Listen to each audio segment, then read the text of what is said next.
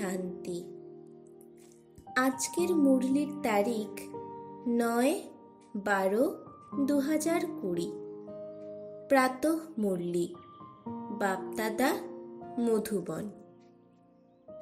মিষ্টি বাচ্চারা, ঈশ্বরীয় সেবার জন্য যেসব সংকল্প চলে সেগুলোকে শুদ্ধ সংকল্প কিংবা সংকল্প শূন্যতাই বলা যায়, নিষ্ফলা নয়। প্রশ্ন: বিকর্মের হাত থেকে রক্ষা পেতে কোন কর্তব্য পালন করেও নিরাসক্ত থাকো? উত্তর: আত্মীয় এবং বন্ধুদের সেবা করলেও অলৌকিক ঈশ্বরীয় দৃষ্টি রেখে সেবা করো। ওদের প্রতি যেন বিন্দুমাত্র মোহ তৈরি না হয়। যদি কোনো বিকারগ্রস্ত সম্বন্ধের প্রতি সংকল্প মাত্র উৎপন্ন হয় তাহলেই বিকর্ম হয়ে যায়। তাই নিরাসক্ত হয়ে কর্তব্য পালন করো। যতটা সম্ভব দেহি অভিমানী থাকার পুরুষার্থ করো। ধারণার জন্য মুখ্য সার: 1. লুকিয়ে লুকিয়ে কোনো খারাপ কাজ করা উচিত নয়। বাপদাদার কাছে কোনো কথা লুকানো উচিত নয়। খুব সাবধানে থাকতে হবে। 2. Student shows master. যা কিছু পড়েছ সেটা অন্যকেও পড়াতে হবে।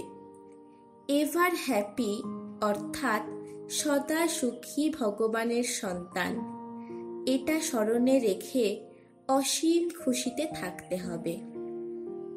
বরদান: প্রত্যেক আত্মাকে উপরে ওঠানোর ভাবনা দ্বারা সম্মান প্রদানকারী শুভ চিন্তক ভব।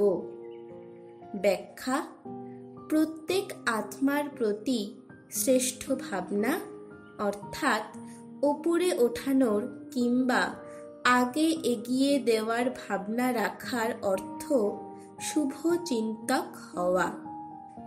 নিজের শুভ বৃত্তি এবং শুভ চিন্তক স্থিতির দ্বারা অন্যের খারাপ গুণকেও পরিবর্তন করা।